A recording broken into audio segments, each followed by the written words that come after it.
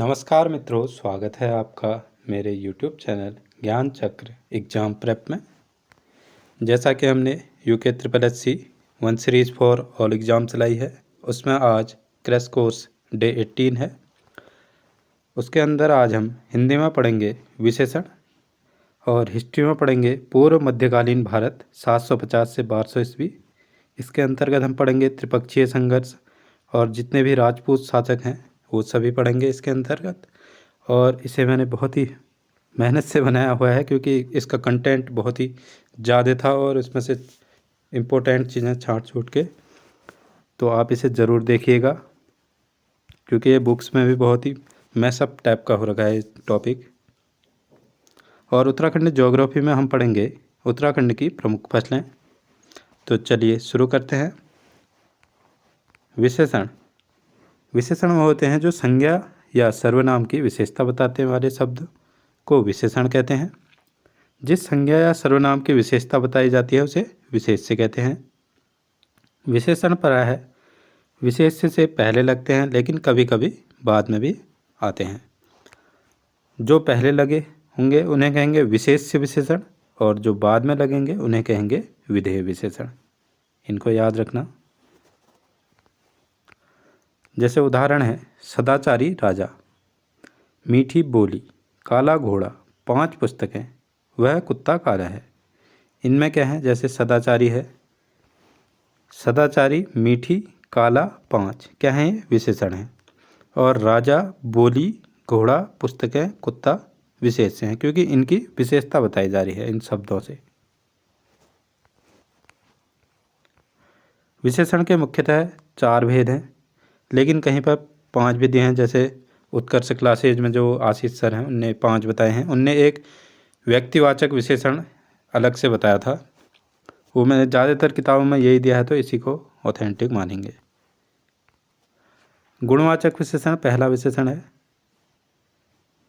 जो संज्ञा या सर्वनाम की गुण, दशा, रूप, रंग, आकार आदि की आकार, स्थिति आदि दर्शाते हैं, उन्हें गुणवाचक विशेषण कहते हैं।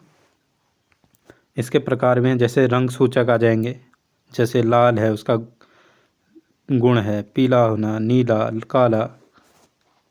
काल सूचक जैसे प्राचीन, आधुनिक, आगामी, ये सब विशेषण शब्द हैं।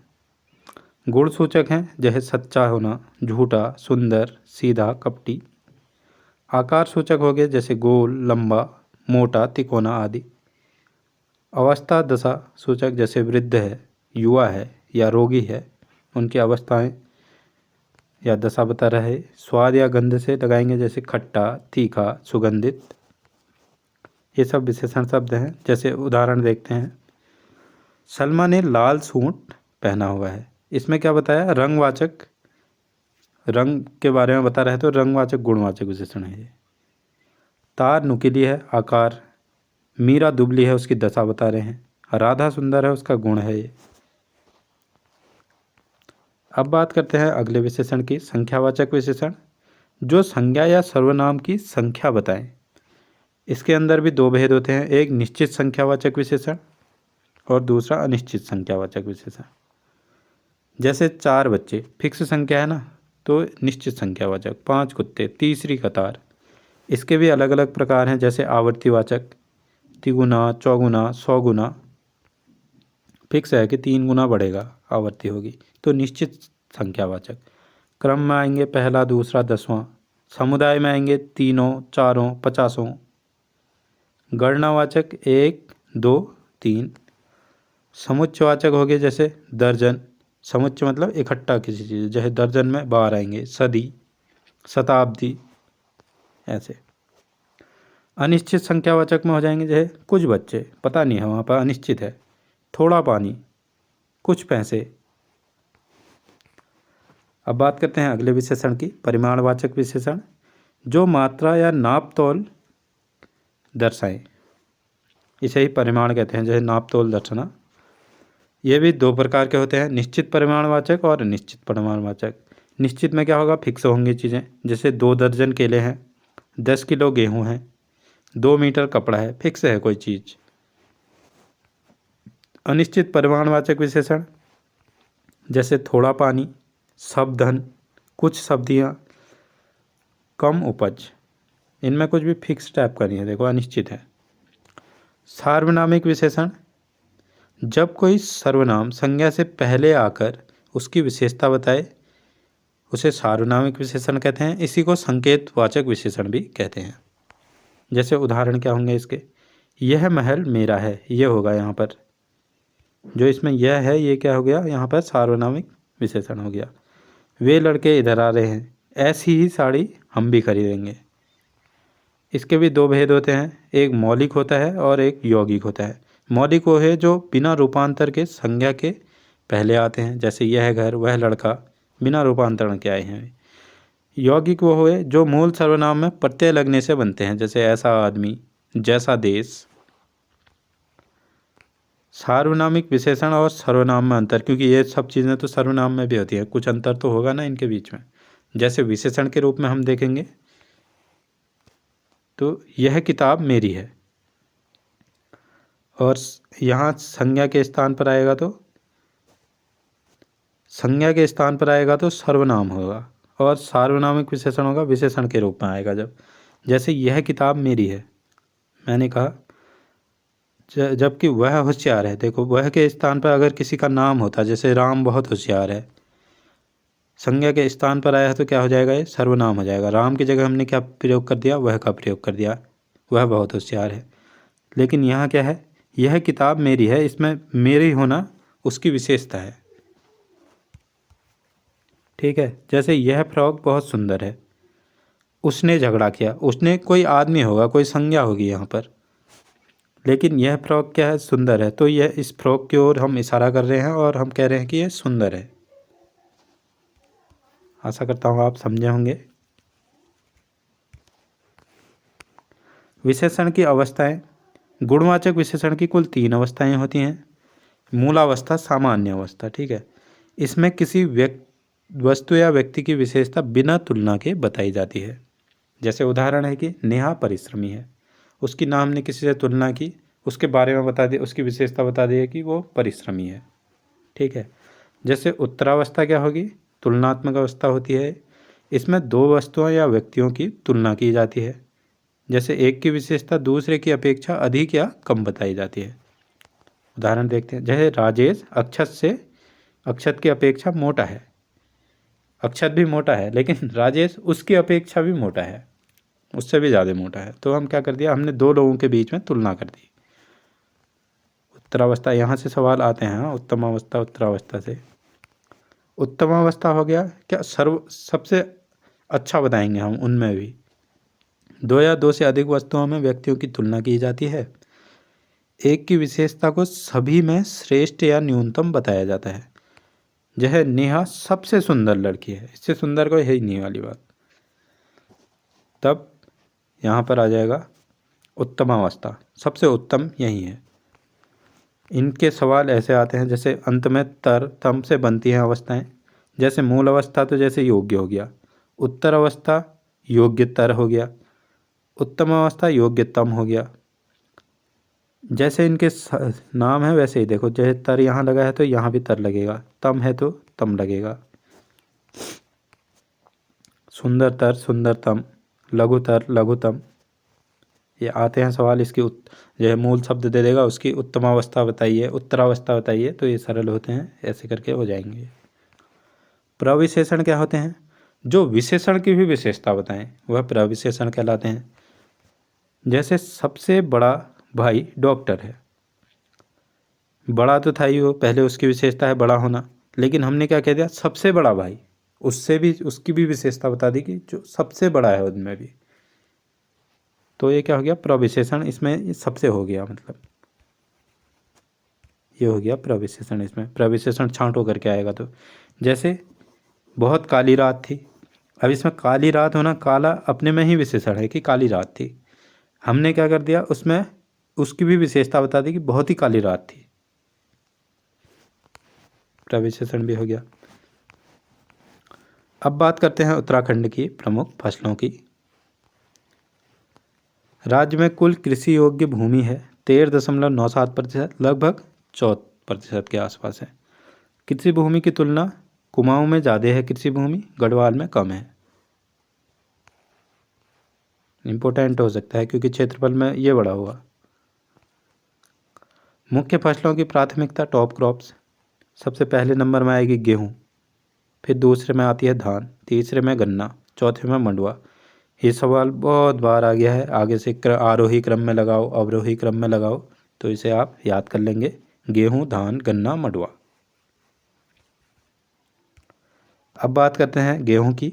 इनमें खरीफ की फसलें हैं धान, मक्का, मंडुआ, झंगोरा। इनके बारे में भी अभी डिटेल में पढ़ेंगे नीचे को। पहले गेहूँ की बात करते हैं। राज्य की प्रमुख फसल है, उन कुल कृषि भूमि के लगभग 29% भाग पर बोई जाती है। MSP इसमें 2024-25 के लिए 2,275 रुपये प्रति क्विंटल सरकार ने घोषित किया है। MSP हुआ मिनिमम सपोर्ट प्राइस, न्यूनतम समर्थन मूल्य। इसका मतलब हुआ कि जैसे सरकार हमको एक गारंटी टाइप की दे देगी कि इतने में तो हम लोग खरीद ही लेंगे। अगर इससे आपको ज़्यादा रेट मिल रहा है इस फसल का तो आप जाके कहीं बाज़ार में बेच सकते हैं। अगर इससे कम में कोई कहेगा, जैसे इतने रुपए कुंटल से कम में कहेंगे, तो आप हमारे पास इस फसल को बेच दीजिएगा।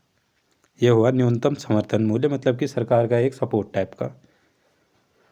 और ये जब जैसे फसल हम बोने जाएंगे तो तभी क्या कहते हैं इसको, इसकी घोषणा कर दी जाती है, बुआई के समय ही इसकी घोषणा कर दी जाती है।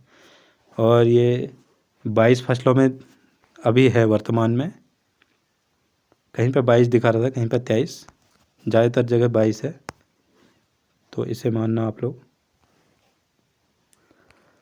राज्य की दूसरे सबसे प्रमुख फसल है धान। ये कुल कृषि भूमि के 27% भाग पर बोई जाती है, 2% ज़्यादा में बोई जाती है गेहूँ। रामासिराई घाटी उत्तरकाशी लाल चावल के लिए प्रसिद्ध है। इसको अभी कोई पुरस्कार मिला था। आप लोगों ने अगर मेरी करंट अफेयर की वीडियोस देखी हैं तो मुझे कमेंट में ज़रूर बताएं इसको किस में दूसरा नंबर मिला था करके।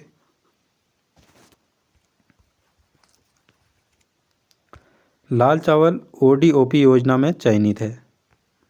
इसका MSP 2024-25 के लिए था 2,320 रुपये प्रति क्विंटल, और MSP 2025-26 के लिए है 2,369 प्रति क्विंटल घोषित कर दिया गया है। ये धान का घोषित क्यों हो गया, गेहूं का घोषित क्यों नहीं हुआ है? क्योंकि धान है खरीफ की फसल। आजकल जैसे इसको हम बुआई आजकल कर दिए हमने जैसे इसकी, ठीक है। खरीफ जाना होता है, जाना मतलब जौ से आ गया क्या, जुलाई के टाइम में मतलब इसकी बुआई होती है। अभी हाल ही में आपने देखा होगा कि हमारे जो CM साहब हैं वो भी कहीं पर धान रुपाई करते हुए उनकी फ़ोटो आपने देखी होगी। तो खरीफ की फसल है, रबी 9 से हो गया, नवंबर दिसंबर में इसको काट देंगे, ठीक है। ट्रिक है इसकी जाना। तो इसको हमने अभी बुआई की नहीं है तो इसके हमने MSP घोषित कर दिया है। तो इम्पोर्टेंट सवाल भी हो जाता है, याद रखना इसे। गन्ना शुगर केन राज्य की मुख्य नकदी फसल है। नकदी फसल वो हुई जिसको हम उगाते ही इसलिए हैं कि उसको बेचना है वाली बात, ज़्यादा उपभोग के लिए नहीं। गन्ना हम कितना खाएंगे, ज़्यादा से ज़्यादा 2-3 डंडे हमने खा लिए ज़्यादा से, बाकी तो उसका यूज ये गुड़ चीनी आदि बनाने के लिए ही होगा कि नहीं।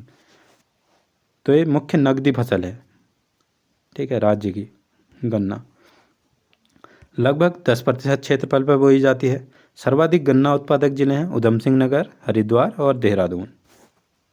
प्लेन्सों में ज़्यादा होती है। मक्का प्रमुख उत्पादक जिले हैं इसके देहरादून, नैनीताल, रुद्रप्रयाग, पिथौरागढ़, अल्मोड़ा, पौड़ी। इसका MSP 2025-26 के लिए घोषित हो गया है 2,400 प्रति कुंटल घोषित। ये मैंने बता दिया, जिनका 24-25 है वो हमने बोने के लिए लगा दी हैं, और बाकी अभी उनका नंबर नहीं आया है। मोटा अनाज, और ये सवाल आता है पेपरों में, ज़्यादातर UKPSC तो पूछता है इस टाइप के सवाल। UKSSS भी पूछ ही रहा है आजकल। अब बात करेंगे हम मोटे अनाजों की। मोटे अनाजों में क्या हो गया हमारे पास, मंडुआ, कोदो, झंगोरा और बाजरा, ज्वार, ये सब। सर्वाधिक बोए जाने वाली मोटी फसलें 7%, ये मंडुआ बोया जाता है। इसका मैंने अनुसंधान संस्थान भी बताया था, पीपलकोटी। और भी इसका मैंने रासायनिक नाम बताया था। आपको अगर याद है तो ज़रूर से कमेंट कीजिएगा, अगर याद नहीं है तो पुरानी वीडियो जाके देखिए, वो बहुत ही इम्पोर्टेंट हैं। इसका स्थानीय नाम कोदो है। इसकी ज़्यादा मांग जापान में है। इसका बिस्कुट विस्कुट खाते हैं जापानी लोग, ठीक है। एमएसपी जो 24-25 के लिए 4,290 प्रति कुंटल घोषित किया गया था। उत्तराखंड मिलेट मिशन 16 फरवरी 2023 से आया है। मिलेट मिशन वही मोटे अनाजों के लिए चलाया गया था ये। 2023 में फिर मोटे अनाजों का वर्ष भी घोषित किया गया था इसे। मिड डे मील योजना में शामिल अंत्योदय कार्ड धारकों को 1 रुपये प्रति किलो की दर से दिया जा रहा है। आजकल आपने मिड डे मील में देख रहे होंगे वो क्या कहते हैं, श्री अन्न और वो मल्टीग्रेन आटा करके आ रहा है। जैसे उसमें बाजरा है, ज्वार है, ये मक्का है, इन सब का मिक्सअप करके बना के खिला रहे हैं बच्चों को, जिससे कि उनको ज़्यादा ताकत मिले। अंत्योदय कार्ड धारक वो होते हैं जो बीपीएल से भी नीचे आते हैं, ठीक है। गरीबों में भी गरीब जो होंगे वो अंत्योदय कार्ड धारक हुए, तब इन्हीं को दे रहे हैं 1 रुपये प्रति किलो की दर से। अब बात करते हैं झंगोरा की। खरीफ की फसल पहाड़ी क्षेत्रों में होती है। इसे $1 बिलियन ग्रास भी कहा जाता है। इसकी खीर ही जब बनाते हैं आप, मैंने भी टीवी में ही देखी, अभी खाया तो नहीं है ये। उसमें डीडी उत्तराखंड चैनल देखना, उसमें एक वो आता है, वो पकवान बनाते हैं, मतलब उसमें पहाड़ी लोकल, तो आप उसे देख सकते हैं, क्योंकि उससे भी 1-2 सवाल बन चुके हैं पेपरों में। फणों क्या है, ये इस टाइप के आते हैं जो, आप लोग उसे देखेंगे तो आप उससे थोड़ा समझ में आ जाएगा कि ये है, और अपने कल्चर से भी जुड़ेंगे। कोदो मंडुवे का स्थानीय नाम है। और दलहन फसलें, खरीफ में कौन सी दलहन फसलें बोई जाती हैं? दाने मतलब, ठीक है। खरीफ में बोएंगे हम अरहर, गहत, उड़द, लोबिया, सोयाबीन, भट्ट। रबी में बोएंगे हम क्या? मटर, मसूर, चना। प्रमुख दलहनें जो उत्तराखंड में बोई जाती हैं, पहले नंबर में गोद गहत आती है, फिर उड़द आते हैं, फिर राजमा आती है। हरसिल उत्तरकाशी में पतले छिलके वाली राजमा के लिए फेमस है हरसिल, शायद जीआई टैग भी मिला है इसको। अब बात करते हैं तिलहनी फसलों की। उत्तराखंड में कुल 11 तिलहनी फसलें हैं। खरीफ की प्रमुख फसलें, तिलहनी मतलब जिनसे तेल निकलेगा, ठीक है। जैसे सूरजमुखी यहाँ पर तभी बनाया हुआ है मैंने। आप इन इमोजीज को भी देखा कीजिए, मैंने सभी, जैसे दाल है, ये दाल का पौधा जैसा, झंगोरा है, ये जितनी भी मिल पाती हैं उतना अरेंज करके उसको अट्रैक्टिव बनाने की कोशिश की जाती है पूरी पूरी। तिलहनी फसलों में हो गया सूरजमुखी, भंगजीरा, तिल। खास बात है जैसे जखिया, ये जखिया भी टीवी में ही दिखाते हैं, दालों में तड़के में उपयोगी होता है। मसाले का उत्पादन, प्रमुख मसाले जैसे हल्दी, अदरक, मिर्च, लहसुन, धनिया, बड़ी इलायची, ये सब मसाले हैं, ठीक है। प्रमुख स्थान, चंपावत में अदरक की गतिविधि परियोजनाओं के लिए चंपावत को इस बार चुना गया था। कुछ अदरक मतलब अदरक गतिविधियों में चुना गया था, मैंने करंट अफेयर में पढ़ाया हुआ है, आप देखना उसमें। उत्पादन क्रम देखो, अदरक को पहला मेडल मिला है, गोल्ड मेडल। फिर हल्दी को सेकेंड में सिल्वर मेडल, लहसुन को ब्रॉन्ज मेडल। तो पहले नंबर में अदरक, दूसरे में हल्दी, तीसरे में लहसुन। ये मिलाने के लिए आगे हैं 1-2 बार, ठीक है। सबसे ज़्यादा उत्पादन किसका होता है? फरण है एक स्थानीय मसाला। फल उत्पादन, सेब। सर्वाधिक उत्पादन इसका कहाँ होता है? उत्तरकाशी में, फिर नैनीताल में, फिर देहरादून में, फिर चमोली में, फिर टिहरी में। ऐसे लगाने के लिए आ रहे हैं आजकल सवाल, क्रम से बताइए कि किस किस में होता है। पहला सेब का बाग लगाया गया था हर्षिल उत्तरकाशी में। ब्रांड का नाम, दिल्ली में जो बेचा जाता है, यहाँ का सेब जो दिल्ली में बेचा जाता है उसे न्यूजीलैंड सेब कहते हैं, न्यूजीलैंड ब्रांड कहते हैं। और जैसे अन्य राज्यों में बेचेंगे तो उसे हिमाचली सेब कहते हैं। उत्तराखंड का तो नाम ही नहीं है। मिशन एप्पल योजना उन्नत प्रजातियों के लिए और ड्रिप एरीगेशन तकनीक के लिए का इसमें इस्तेमाल किया जाएगा। ड्रिप एरीगेशन तकनीक मैंने आपको बताई हुई है सिंचाई वाले चैप्टर में।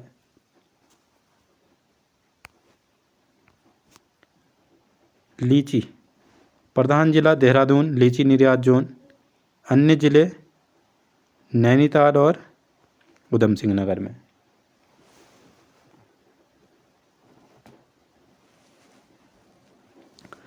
संतरा और नींबू जिले नैनीताल अल्मोड़ा देहरादून। प्रजातियां नागपुरी लड्डू और एम्पतर, इन दोनों की प्रजातियां हैं।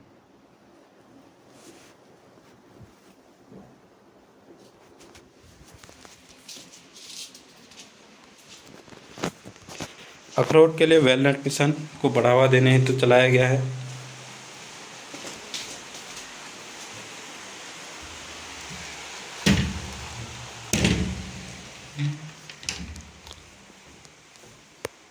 बारिश ने थोड़ा डिस्टर्ब कर दिया है, कोई नहीं।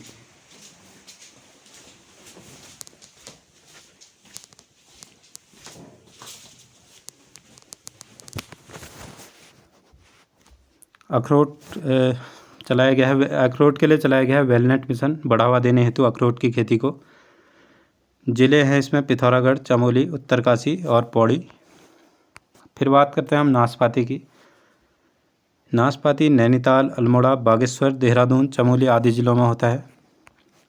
भमोरा, यह है हिमालयन स्ट्रॉबेरी, औषधीय व पोषण से भरपूर फल है।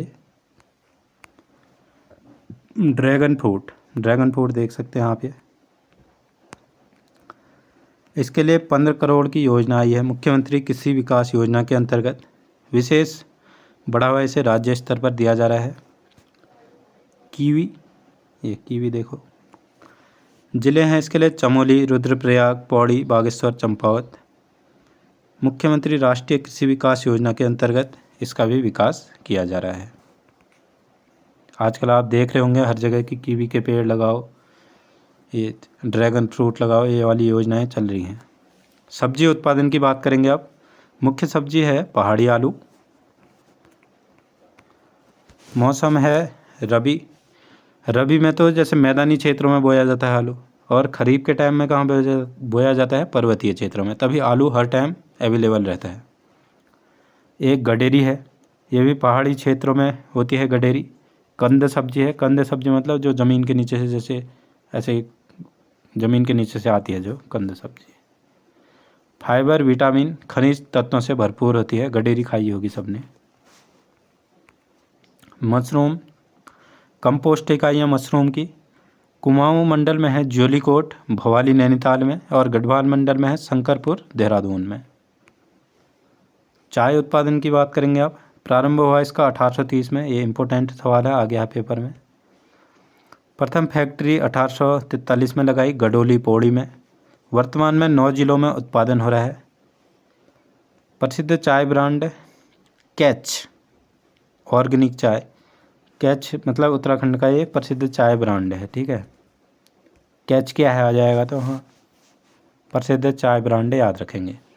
दारमा घाटी में एक चाय फेमस हुई है, चागा चाय, ये देख सकते हो आप, ऑर्गेनिक है ये।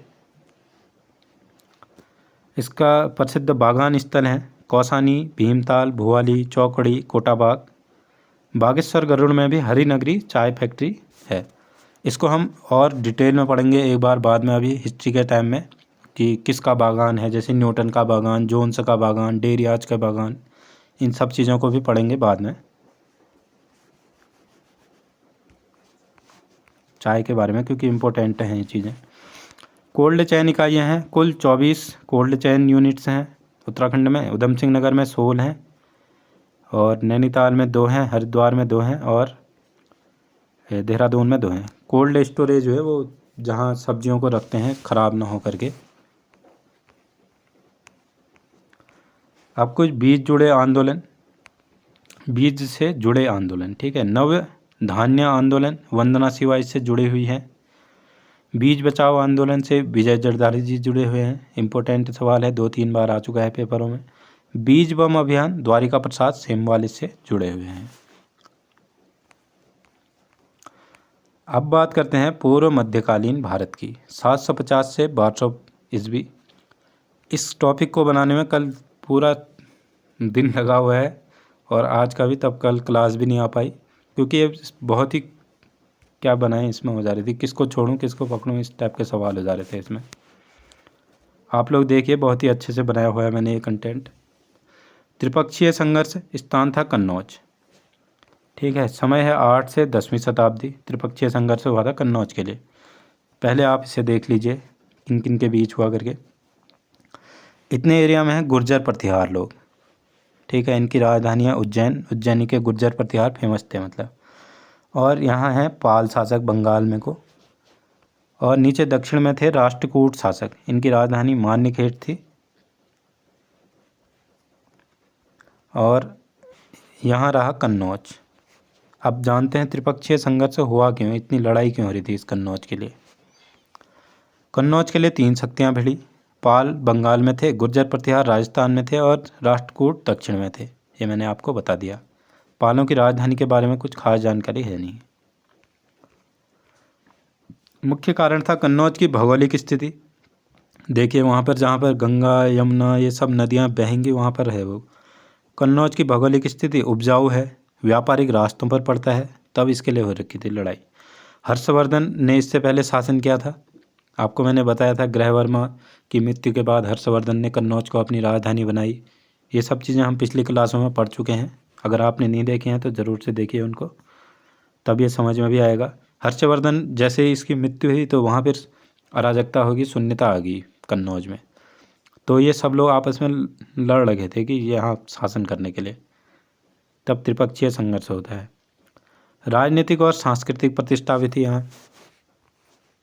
पहले से राजधानी है तो थोड़ा बनाया भी होगा अच्छा।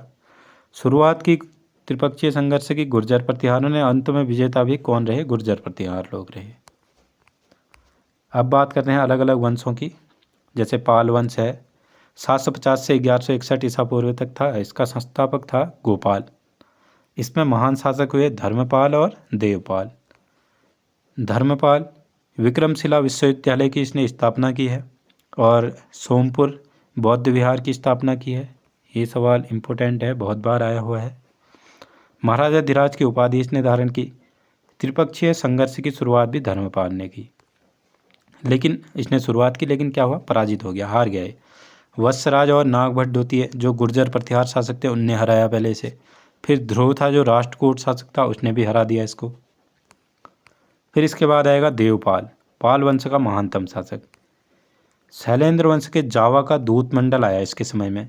दूत मंडल आया क्यों, उनने कहा कि नालंदा में जो जावा के छात्रों के लिए, विद्यालय के लिए आए ये लोग कि हमारे बच्चों को भी यहाँ पढ़ा दो करके, जावा के जो बच्चे हैं उनको नालंदा में पढ़ा दो।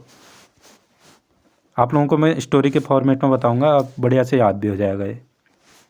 बाकी फिर एक बार किताब में देख लेना कितना मिक्सअप टाइप का है। मिहिर भोज ने हराया। मिहिर भोज कौन है, ये भी गुर्जर प्रतिहार शासक है। मिहिर भोज ने देवपाल को हराया। ठीक है, नहीं, मिहिर भोज को हराया इसने, देवपाल ने मिहिर भोज को हराया। महिपाल द्वितीय संस्थापक माना जाता है पाल वंश का। मदन पाल अंतिम शासक था 1161 ईस्वी में। कुछ भी इम्पोर्टेंट नहीं था इनके बारे में।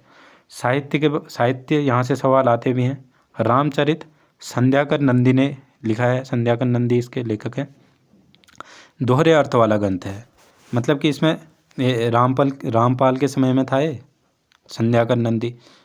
एक तो जो मतलब श्लोक लिखे हैं जो इसने संस्कृत भाषा में, तो एक का अर्थ तो रामपाल जो राजा है इनका उसके लिए आता है, एक राम जो भगवान राम है उनके लिए आता है। दयाभाग जीमूतवाहन ने रचना की है इसकी, यह एक कानूनी ग्रंथ है, ये भी आ चुका है पेपरों में।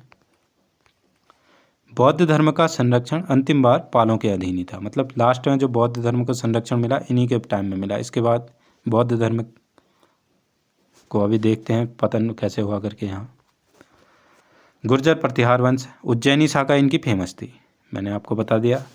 नागभट्ट प्रथम इसका संस्थापक था। दूसरा राजा था वत्सराज। त्रिपक्षीय संघर्ष में भाग लेने वाला पहला शासक वत्सराज था। इंद्रायुध को हराकर इसने कन्नौज पर अधिकार कर लिया। धर्मपाल को हराया इसने। पराजय, अब सबको हराएगा जो कि इसको भी हरा दिया, किसने, राष्ट्रकूट शासक ध्रुव ने। नागभट्ट द्वितीय कन्नौज पर अधिकार पक्का किया इसने, तो खाली वहाँ गया ये वत्सराज। अधिकार करा, फिर उसके बाद फिर छीन गया था। फिर इसने नागभट्ट द्वितीय था जो, इसने फिर कन्नौज पर पक्का अधिकार कर लिया था और महाराज धीराज की उपाधि धारण की। मिहिर भोज सबसे महान शासक है। इसने उपाधि ली आदि बराह और विष्णु अवतार। ये खुद को भगवान बताता था, विष्णु का अवतार हूँ कहता था सबसे। और इसके समय में सुलेमान आया, एक अरबी यात्री। इसके अनुसार सबसे बड़ी सेना थी इसके पास, मिहिर भोज के पास, सुलेमान के अनुसार। ग्वालियर अभिलेख में इसे इस्लाम का शत्रु कहा गया है। कहीं पर ग्वालियर अभिलेख लिखा है किसी किताब में, किसी किताब में सुलेमान ने ही इसे इस्लाम का शत्रु कहा है, लिखा है। ये 2-3 किताबों से बनाए हुए नोट्स हैं। अगर आपको पसंद, इतने शॉर्ट में अगर मिल जाते हैं तो ज़रूर से देखना चाहिए। संघर्ष देवपाल कृष्ण द्वितीय, मतलब कि ये देवपाल और कृष्ण द्वितीय से लड़ाई हुई इसकी, किसकी? ये मिहिर भोज की। सरल भाषा में बताऊंगा जिससे मेरे दोस्त लोग समझ जाएं सब। इसके ये तीर्थ यात्रा पर भी चले गया, मतलब कि इसने फिर अपने लड़के को शासन आसन दे दिया और तीर्थ यात्रा में चले गया था मिहिर भोज। इसके दरबार में दरबारी कवि थे राजशेखर। कर्पूर मंजरी प्राकृत भाषा में लिखी गई है। कर्पूर मंजरी एक नाटक है। इम्पोर्टेंट सवाल है क्योंकि सिलेबस में साफ साफ लिखा हुआ है कि साहित्य, ये इनकी और चीज़ों से आएंगे सवाल, तो वो सब चीज़ें ज़्यादा ऐड की हैं मैंने इसमें। ये राजाओं के बारे में कभी ना सवाल आए हैं ना आएंगे, जो आएंगे वो ऐड किए हुए हैं। काव्य मीमांसा संस्कृत में एक काव्य था, ये राजशेखर ने ही लिखी है काव्य मीमांसा भी, ठीक है। महिपाल एक राजा है, उसके समय में बगदाद निवासी अल-मसूदी 916 ईस्वी में भारत आया। 1019 ईस्वी में मोहम्मद गजनबी ने कन्नौज पर आक्रमण किया। अब ये मोहम्मद गजनबी आ गया है, ठीक है। अभी दिखाऊंगा नीचे, जब क्लास थोड़ी लंबी होगी तो धैर्य बनाए रखें। शासक राज्यपाल युद्ध किए बिना ही भाग गया। जैसे ही मोहम्मद गजनबी ने आक्रमण किया तो ये डर गया, ये राज्यपाल, और उससे लड़ाई नहीं और चुपचाप भाग गया वहाँ से। फिर चंदेल शासक आए, विद्याधर ने राज्यपाल को ढूंढा और क्या किया? दंड देकर मार डाला। विद्याधर आया, इसके मन नहीं आई कि भागा क्यों वाली बात उस टाइम पे, तो इसने मार दिया राज्यपाल को। फिर त्रिपक्षीय संघर्ष के विजेता कौन थे? गुर्जर प्रतिहार, आपको पहले ही बता दिया है मैंने। इनका अंतिम शासक था यशपाल। पहला शासक और अंतिम शासक इंपॉर्टेंट होते हैं। अब बात करेंगे हम राष्ट्रकूट वंश की। इसका संस्थापक था दंतीदुर्ग। 753 ईस्वी में इसने स्थापना की। इसकी राजधानी थी मान्यखेट। इसने धर्म शुरू में तो शैव धर्म अपनाया, बाद में ये जैन धर्म को अपना लिया इसने राष्ट्रकूट वंश ने ज़्यादा। कृष्ण प्रथम एलोरा का कैलाश मंदिर, पर्वत को काट कर बनाया गया सबसे बड़ा मंदिर है। आप देख सकते हैं, देखो पूरा ये पहाड़ है और उसके अंदर ही कलाकृति कर करके बना रखा है ये पूरा मंदिर। इसको आप डिटेल में देखना चाहते हैं या मैंने इसके ऊपर शॉर्ट एक डाली हुई है, बढ़िया शॉर्ट है वो, उसमें सब डिटेल में है इसके बारे में, आप देख सकते हैं उसे भी। शॉर्ट्स भी देखिए क्योंकि उसमें मैं ज़्यादातर जो चीज़ें इस क्रैश कोर्स में मैं छोड़ते जा रहा हूँ, तो मैं उनको या तो शॉर्ट्स बना दे रहा हूँ या उनके अलग से वीडियोज़ बना दे रहा हूँ, तो जिससे आपका पूरा एक कोर्स हो जाएगा। आप उनको भी देखिए। ये चैनल आपकी बिल्कुल सपोर्ट के लिए ही आया है, बनाया गया है मेरे द्वारा, क्योंकि मैं भी बहुत मेहनत की है और क्या कहते हैं, बहुत भटका हुआ हूँ इस तैयारी के चक्कर में। अब बात करते हैं ध्रुव की। पहला शासक था जिसने त्रिपक्षीय संघर्ष में भाग लिया। धर्मपाल और वत्सराज को इसने हराया, ठीक है। अब 2-3 बार बता दिया मैंने ध्रुव ने हराया करके। गोविंद तृतीय, इसने कीर्ति नारायण की उपाधि धारण की। नागभट्ट द्वितीय को हराया। अमोघ वर्ष प्रथम जैन धर्म अपनाया इसने। कि क्यों अपनाया होगा? ये गुरु थे इसके टाइम में, जिनसेन आए जैन संत, उनके प्रभाव में आकर अमोघ वर्ष ने जैन धर्म अपना लिया। पहले ये देवी का उपासक था, ठीक है। कविराज मार्ग कन्नड़ भाषा में लिखा गया है। इसकी रचनाएं हैं ये। कविराज मार्ग कन्नड़ भाषा में लिखा गया है और प्रश्नोत्तर मालिका, ये भी इसकी रचना है। अंतिम ज्ञात शासक इस वंश का कर्क था, फिर समाप्त हो गया 973 ईस्वी में। चालुक्य शासक तैलप द्वितीय ने कल्याणी के चालुक्य वंश की स्थापना की। एक कल्याणी के चालुक्य थे, एक गुजरात के चालुक्य थे। अब बात करेंगे हम राजपूत किंगडम की। पहले मैप में बढ़िया से देख लेते हैं इनको सबको। सबसे पहले तो ये गजनबी को ही देख लेते हैं, यही आतंक मचाएगा अभी। ठीक है, यहाँ से आया था खैबर दर्रे से होते हुए। फिर क्या हुआ, जैसे अब ये गुर्जर प्रतिहार इन सब का तो ख़त्म हो गए, तो आपस में इनमें अब इतने इलाके में यहीं पर तो थे कि नहीं ये सब के सब, और आपस में यहीं पर लड़े थे उसके लिए, कन्नौज के लिए। तो इनमें क्या हुआ, इनने अलग अलग बना दिया अब आपस में, मतलब भेद हो गए और अलग अलग बन गए। जैसे यहाँ सोलंकी शासक आ गए, यहाँ चौहान शासक आ गए, यहाँ पर तोमर आ गए, यहाँ कत्यूरी उत्तराखंड में आपने पढ़ाई है, और फिर परमार शासक आ गए, कंचूरी आ जाएंगे। अभी इन सब को हम डिटेल में पढ़ेंगे नीचे, तो आप एक बार देख लीजिए कि कहाँ पर कौन से हैं करके। पाल थे, उसके नीचे कौन थे, सेन बंगाल में, और यहाँ पर गंग, कार्तिकेय, ये प्रतिहार। अब फिर ख़त्म ही जो कि हो जाएंगे, थोड़े तो बचेंगे गुर्जर प्रतिहार में, प्रतिहार बचे थे थोड़े। गढ़वाल, चंदेल, ये सब हैं। आप आराम से इसको देखिए, बहुत अच्छा मैप है। फिर इनको ये संगम वंश में आएंगे नीचे, ये चोल, चेर, चालुक्य, पांड्य, ये सब यहाँ चालुक्य थे।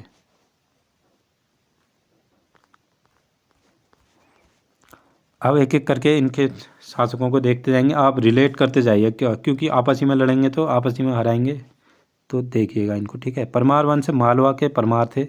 इनकी प्रारंभिक राजधानी उज्जैन थी। मुंजराज 6 बार चालुक्य तैलप द्वितीय को हराया इसने।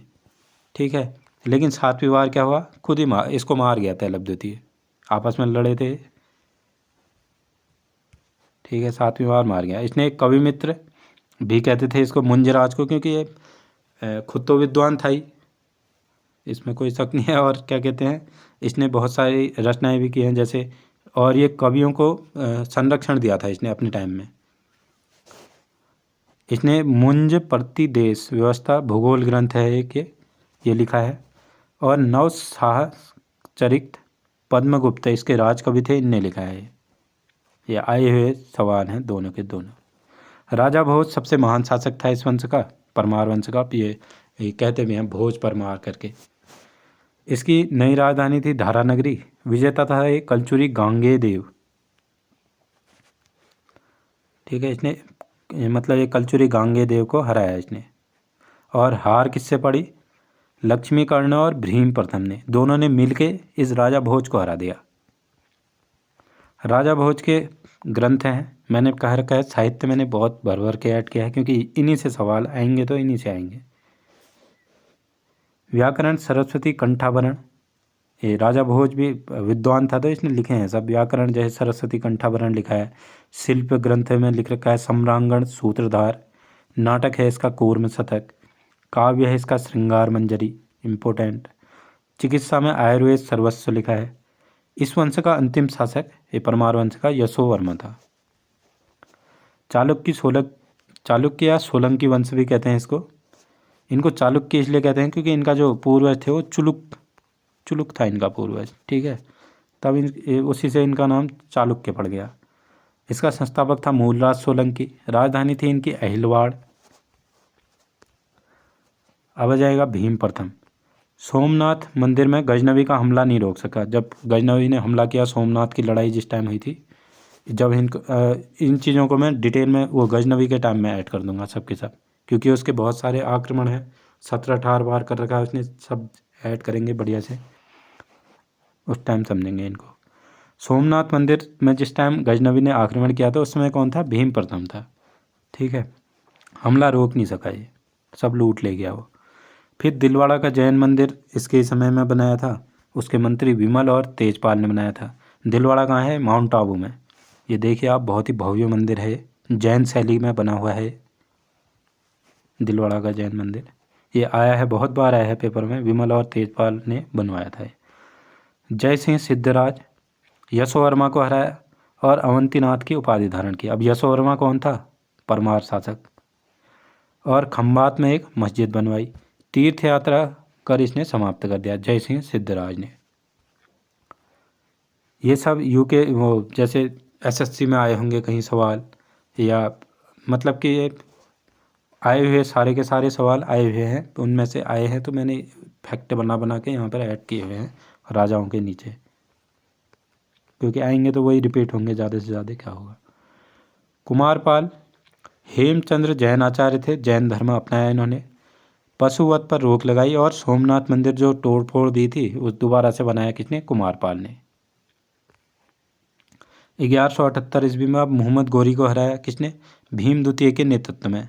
मोहम्मद गोरी को पहले हराया इनने, ठीक है, ये कल कुमारपाल ने 1178 में। फिर अब बात करते हैं हम चंदेल वंश की, है बुंदेलखंड के इलाके में था। इसका संस्थापक था नन्नुक। प्रसिद्ध स्थल इनके थे, खजुराहो मंदिर बनाए इनने। खजुराहो मंदिर किस शासकों ने बनाए? चंदेल शासकों ने। बहुत बार आ चुका है सवाल। इसमें भी चतुर्भुज मंदिर था, खजुराहो के अंदर ही है ये वाला चतुर्भुज मंदिर है, और ये खजुराहो का मंदिर है। ये दोनों के दोनों बनाए थे किसने? यशोवर्मन ने। चंदेल क्षेत्र का नाम जेजाग भुक्ति भी पड़ा। ये जेजा एक इनका ही शासक था, इनके बाद ही था, तो उसके नाम पर जेजाग भुक्ति पड़ा नाम इसका। खजुराहो चंदेल कला का मुख्य केंद्र था। यहाँ कुल 30 से अधिक मंदिर हैं, बौद्ध मंदिर को छोड़कर सभी हैं। अब ये सवाल बन सकता है कि नहीं, कौन से मंदिर को छोड़कर हैं? बौद्ध मंदिर, क्योंकि इसी टाइम ज़्यादा बौद्ध हो रही है, और बौद्ध को मैंने बता दिया कि ऊपर पाल के टाइम में लास्ट संरक्षण मिला था। तो अब यहाँ बौद्ध मंदिर को छोड़कर सारे मंदिर मिले इसमें, खजुराहो के मंदिरों में। ये बहुत बड़ा है, इसकी आप वो देख सकते हैं, एक किसी का वीडियो देख सकते हैं, क्योंकि बहुत लोग गए हैं। धंग एक महान शासक था। इसने कलिंजर का किला बनाया और कलिंजराधिपति की उपाधि धारण की। कंदरिया महादेव मंदिर का निर्माण कराया। यह है कंदरिया महादेव मंदिर। राजा धंग ने अपनी 100 पत्नियों के साथ प्रयाग आया और पत्नियों सहित ही जल समाधि ले ली, डूब गया वहीं। विद्याधर मोहम्मद गजनवी से संघर्ष किया इसने। युद्ध में सर्वछार की नीति अपनाई। विद्याधर यही है जिसने अभी उसको पीटा था, जो गजनवी को क्यों नहीं मारा करके। परमार्दी देव अंतिम शासक था। अलाउद्दीन उसके सेनापति थे। 1203 में कुतुबुद्दीन ऐबक द्वारा मारा गया। ये आला एक वो भी होती है गाने की विधा, आप सुन सकते हैं रोहित शर्मा के ऊपर आला गाया हुआ है, काफ़ी शानदार होती है, ये सुनना, उसको मज़ा आ जाएगा। कलचुरी वंश त्रिपुरी प्रसिद्ध शासक। कोकल्लदेव प्रथम शासक था। लक्ष्मण राज स्वतंत्र शासक था। गांगेय देव विजय की उपाधि इसने जितविश की उपाधि धारण की, मतलब कि विश्व विजेता कहते, विश्व विजेता की उपाधि धारण की है। गांगेय देव इंपोर्टेंट शासक था इनके टाइम में, कलचुरी वंश का। इसने लक्ष्मी प्रकार और सोने चांदी के सिक्के प्रचलित किए। लक्ष्मी कर्ण मेरु मंदिर और कर्ण तीर्थ स्नान घाट इसने बनाए, दोनों के दोनों, कर्ण मेरु और कर्ण स्नान तीर्थ। इसका अंतिम शासक था विजय सिंह, ज्ञात शासक था, बाकियों का तो पता भी नहीं है। अब चौहान वंश की शाकंभरी शाखा थे। शाकंभरी हुआ ये अजमेर राजस्थान के उधर को, आपको मैंने अभी ऊपर मैप में दिखाया है चौहान कहाँ थे करके। इसका संस्थापक था वासुदेव। अजय राज ने क्या बताया? अजमेर नगर, जो अजमेर नगर है ना ये राजस्थान में, वो बसाया था अजय राज ने। फिर ये विशलदेव चौहान, विग्रहराज विशलदेव कहते हैं। इसने तुरुकजित की उपाधि, तुरस्कजित की उपाधि धारण की। आया है ये भी सवाल ना। हरकेल नाटिका लिखी इसने। विग्रहराज विशलदेव की रचना है हरकेल नाटिका, बहुत ही इंपॉर्टेंट सवाल, बहुत बार आ गया है पेपरों में। फिर इसी नाटिका से हरकेल की लाइनें भी लिखी हैं, किसी वो 2.5 दिन के झोपड़े के बाहर। ये सब मुझे कहानियाँ इसलिए पता है क्योंकि मैंने वो NCERT से पढ़े हैं हिस्ट्री और अच्छी किताबों से, तब उनमें मैंने जो जो याद आते रहता है वो आपको बताते रहता हूँ मैं। ललित विग्रहराज सोमदेव ने ललित विग्रहराज की रचना की है। एक सरस्वती विद्या मंदिर भी बनाया इसने, संस्कृत विद्या मंदिर अजमेर में, ये बनाया था ये विग्रहराज विशलदेव ने। पृथ्वीराज चौहान, सब जानते हैं इनको। राय पिथौरा, अरबी इतिहासकारों के द्वारा इनको राय पिथौरा की उपाधि दी गई थी। इनने फिर संयोगिता से विवाह किया। इन्हीं के समय में दिल्ली को चौहानों की राजधानी बनी। उससे पहले ये अजमेर यहीं को थे। फिर दिल्ली राजधानी बन गई चौहानों की। 1191 में तराइन का प्रथम युद्ध हुआ मोहम्मद गौरी और इनके बीच में। पहले में तो ये जीत गए। फिर 1192 में तराइन का दूसरा युद्ध हो गया, गौरी ने इनको हरा दिया और इनकी आंखें फोड़ दी थी, ऐसे कुछ आपने देखी होगी बाकी मूवी। दरबारी कवि इनके कौन थे? चंद्रवरदाई, जिन्होंने लिखी है पृथ्वीराज रासो। जयानक भट्ट, पृथ्वीराज विजय इनकी रचना है, ठीक है, रचनाएं हैं दोनों के दोनों, पृथ्वीराज रासो और पृथ्वीराज विजय। जयानक भट्ट भी एक दरबारी कवि थे इनके। अंतिम था हरिराज और कुतुबुद्दीन ऐबक ने हराया इसको। कुतुबुद्दीन ऐबक ने हराया इस हरिराज को, तो इसने क्या किया? आत्महत्या कर ली और यहीं चौहान वंश का अंत हो गया। अब बात करेंगे हम गढ़वाल राठौर वंश की। संस्थापक था इसका चंद्रदेव 1085 ईस्वी में। राजधानी थी इसकी वाराणसी। चंद्रदेव तुरुस्क दंड कर, एक तुरुस्क दंड लगाया, मतलब एक कर था जिसको लगाया इसने मुसलमानों पर। ये आया हुआ सवाल है, ठीक है। तुरुस्क दंड किसने लगाया? तो चंद्रदेव ने। गोविंद चंद्र महान शासक था। कुमार देवी पत्नी सारनाथ अभिलेख, कुमार देवी इसकी पत्नी थी और उसका सारनाथ अभिलेख फेमस है। लक्ष्मीधर कृत्यकल्पतरु ग्रंथ की इसने रचना की है। जयचंद्र राजसूय यज्ञ कराया इसने। चंदावर का युद्ध कराया 1194 में, गौरी से हार होगी। चंदावर का युद्ध भी आता है पेपरों में बहुत बार। इसी को शायद राक्षस तगड़ी का युद्ध भी कहते हैं कि नहीं, वो तालीकोटा का युद्ध था। विद्वान श्री हर्षचरित नैषध चरित इसने लिखे हैं। विद्वान इसके समय में थे श्री हर्ष, उनने नैषध चरित की रचना की है। अब अंतिम वंश था सेन वंश। इसकी राजधानी थी विजयपुरी या एवं नदिया। इसका संस्थापक था सामंत सेन। इनका प्रमुख राजा था लक्ष्मण सेन। और एक फैक्टर जो छूट गया है यहाँ पर, लक्ष्मण सेन के समय में एक भवभूति था, भवभूति और क्या लिखा है इसने, इसकी रचना आप मुझे कमेंट करेंगे। कश्मीर के राजवंश राजतरंगिणी में इनका उल्लेख है, कल्हड़ द्वारा लिखी गई है संस्कृत भाषा में। इसके अंदर कश्मीर के राजवंश भी आते हैं, जैसे कारकोट वंश। इसका संस्थापक दुर्लभवर्धन था। प्रसिद्ध शासक ललितादित्य मुक्तापीठ था, इसने मार्तंड मंदिर बनाया है। ये उत्तराखंड में भी आएगा अभी। उत्पल वंश संस्थापक इसका अवंतीवर्मन था। अभियंता मंत्री सूर्य था, मतलब कि इसके समय में जो नहर जेई था, जो ये अभियंता उत्पल वंश में सूर्य था। ये आया है पेपर में। इसने नहर को निर्माण कराया। एक सुगंधा भी थी, महिला शासिका थी। लोहार वंश इसका संस्थापक संग्राम राज था और जयसिंह इसका फेमस शासक था, अंतिम शासक। इसके समय में राज तरंगिणी की रचना पूर्ण हुई, जयसिंह के समय में, लोहार वंश का। ये सवाल भी आया हुआ है। Thanks for watching. अगर वीडियो पसंद आई हो, मेरी मेहनत पसंद आई हो, क्योंकि आपने ये सब किताबों में से अगर किसी ने पढ़ा है और वो दोबारा पढ़ रहा है तो उसको कुछ ना कुछ अंतर लगा होगा। एक कहानी के तरीके से मैंने समझाने की कोशिश की है। बहुत ही जगह से ढूंढ के फैक्ट जो इंक्लूड किए हैं उनको भी सीक्वेंस में अरेंज करने में कल काफ़ी टाइम लगा है। तो आपको अगर पसंद आती है वीडियो तो ज़रूर से इसे लाइक करें, कमेंट करें, शेयर करें दोस्तों के पास अपने, सब्सक्राइब करें और बेल आइकन को दबाना ना भूलें। धन्यवाद।